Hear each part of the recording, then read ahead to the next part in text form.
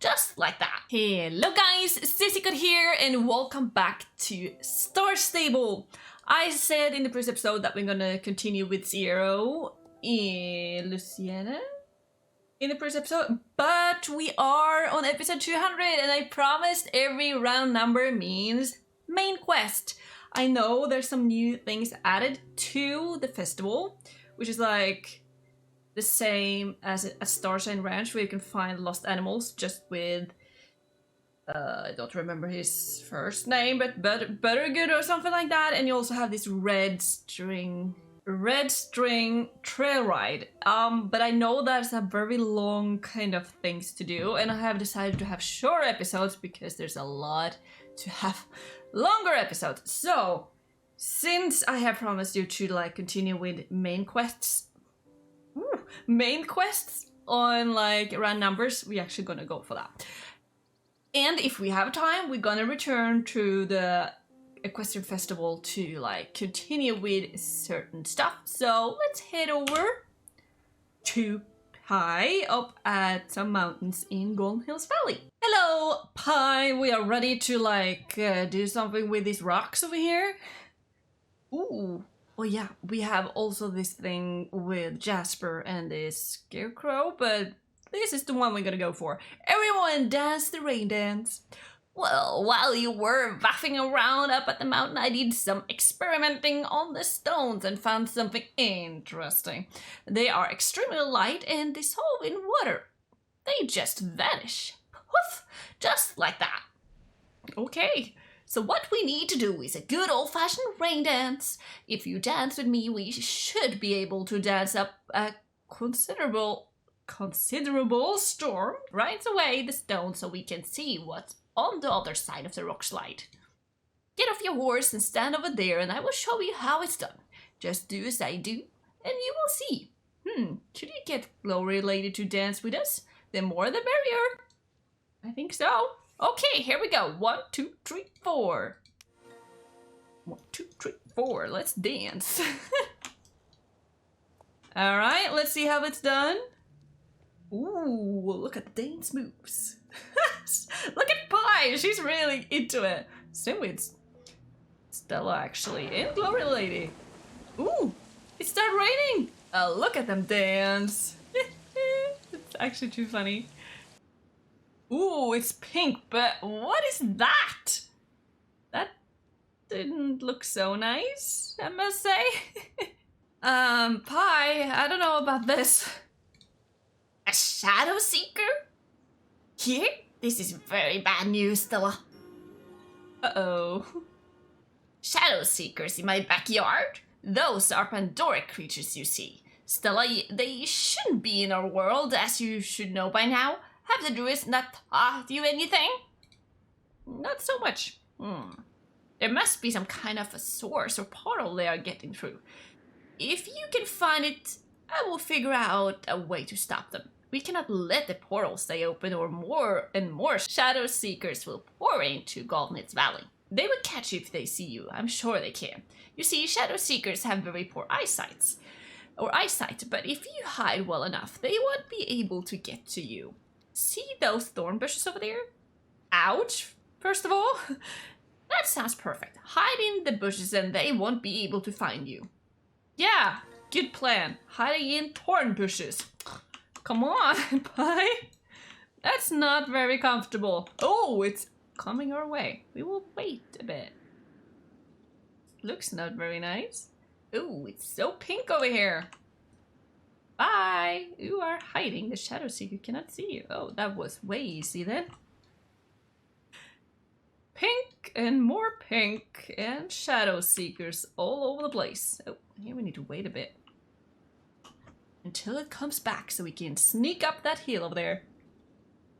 Yeah, there's definitely something going up on here. It's like shining out some pink, or it's a very bright shining pink color or something like that. Uh-oh, here we have a Pandoric crack. And oh, shortcut. Luckily we do not need to go the same way back because that will take a lot of time. Okay, we should... Okay, if it goes okay. Ooh, okay. That's a big fall over there, but okay. It's a game after all. Pie, we have a problem. There's definitely a Pandora crack up there. A glowing rift in the ground? That must be where they're coming from. Stella, we have to close that rift and get rid of those horrible shadow creatures. I agree. Oh, but do you have a clock? Well, then we will make time for Sierra and Luciana, actually. Hello, Luciana, we are ready for your tour. Welcome to the Equestrian Festival, Stella. I'm the host here at Jorvik Stables. Hello, Luciana. As you know, I'm a member of the Flying Foxes. No shade to the Bobcats, but obviously the festival organizers wanted the best riding club to represent Jorvik Stables. Speaking of riding clubs, do you belong to one? Not right now. Clubs are the best, right, Sierra? Shakes his head. True, true. Only one club is the best. What I meant to say is that training and racing and just enjoying social activities with my club is the best feeling. Not. Okay, enough about me. You are here to tour Jorvik Stables. I'm a bit of a history buff, and I'm excited to drop some knowledge on you.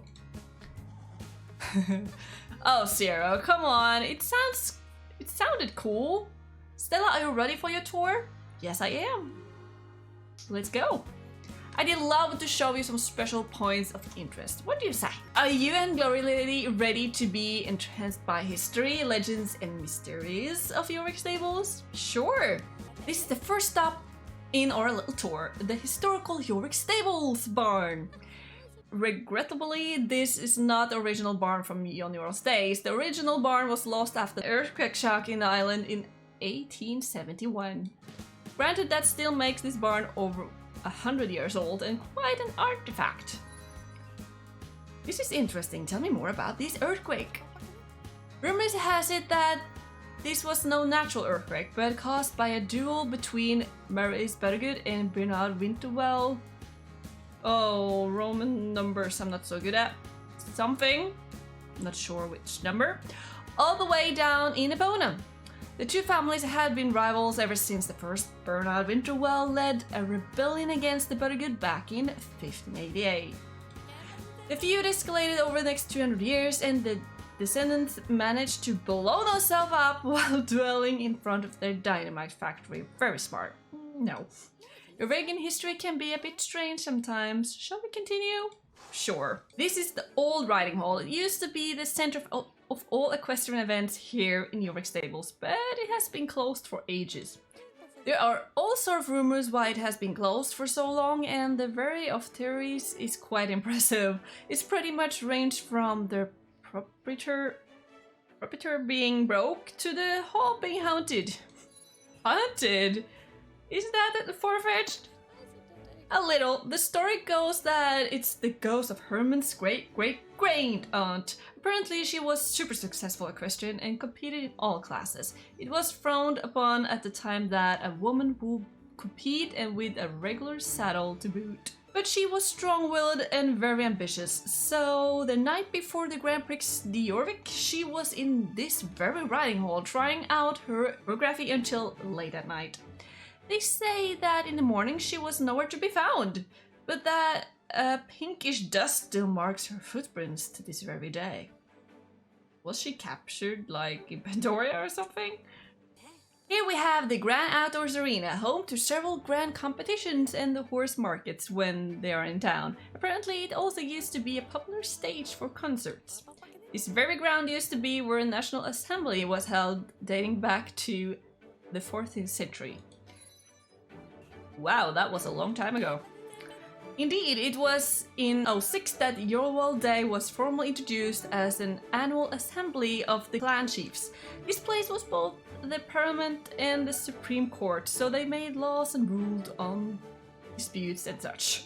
Every 3 years they elected a new law speaker to oversee the assembly and to rule in case of a disagreement. These law speakers lived dangerous lives. People were a lot less friendly back then, if you can catch my drift. You're such a clown, Zero, and I still love you. If you squint, you can catch a glimpse of the most remarkable landmark in South New Jorvik, the lighthouse. I can see it clearly, though.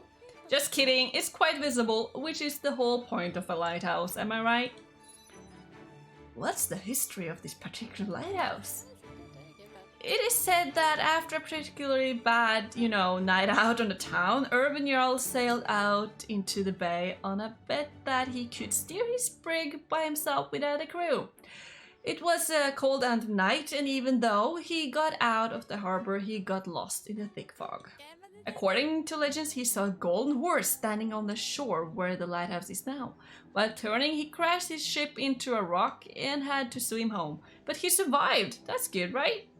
Legend has it that this was the beginning of the downfall of the Jarl family. Your ignorance shocks me, dearest. Ah, the petting zoo! Not part of the official tour, but I couldn't resist. Look at that pig, it's so happy. Yeah, that's Dancing Pig! A more related note though, Jorvik Stables housed a petting zoo back in the 50s. Do you want to guess what the kids could pet back then? Enlighten me! The story goes that when the first Icelandics came to Jorvik, people didn't know what to do with them. They thought they were too small for adults and too energetic for kids. And the vets thought the Ices were lame when they told it. Ridiculous, right? So they put them in the petting zoos because they were so pretty and fluffy and calm when handling them.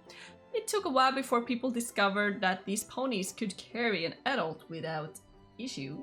Jorvik Stables is the oldest and most celebrated equestrian destinations on the island, and is perhaps the longest continuously operated stable in the world. The original stable stood here from their construction in the 13th century until they were destroyed in the earthquake in 1871. What is the history of the Jorvik Warmblood? The history of the Jorvik Warmblood started with the horses brought here by the first human settlers, long before Jon Jarl and the Vikings showed up. They say they were wild horses on Jorvik even before the people came here, but that's probably nonsense. Even if you look at the funky coat colors and all that, horses don't grow on trees, These presumed wild horses must have come from somewhere. Until someone proves me wrong, I will go with the theory that the Coulter brought them during the Ice Age, when an ice bridge connected Jorvik to Scandinavia. Now, you don't want to leave? Why, I'm not surprised. And that brings us to the end of our tour of historic Jorvik Stables. Thank you very much, Luciana. Thank you for joining me for a tour of Jorvik Stables. Thank you for showing me. I'm glad Tan sent you to visit me. She's an alright sword even if she is in the wrong club. Enjoy the festival. Thank you, Luciana. Alright, time flies, you guys, but I know there's some new things at Moorland, so we squeeze in some time. Maybe. Oh, and it looks like Lily here has some quest for us. There's so many exciting activities around Jorvik Stable this year. Be sure to check them all out. I have done that, actually. Nice! I will be here all the way through the festival. Come rap with me anytime. Yeah, welcome back. Thank you, Tan. There we go. Thank you, Tan. Ooh, Scott's Wandering Animals. Have you heard about the Red String Trail? Yeah. You can check that out. Scott Buttergood brought the most adorable herd of animals to the festival, but from the look on his face, I can see that he is in a bit of a pickle. You should go talk to him and see what happened. I wonder if he'll let this guy sign up as a festival volunteer. You haven't seen any animals wandering around aimlessly, have you? No. These animals are making me look bad. The one time I tried to do a good deed and volunteer at the festival, everything goes cattywampus? Is that a word?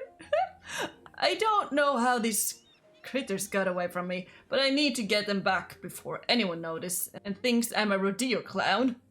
Wait, do you think this is sabotage? Could it be the work of a... Nah, couldn't be. I was gonna say werewolves, but it's not full moon. Yeti, maybe? No. Well, anyway, I'm sure the animals didn't get far. Will you help me get them back?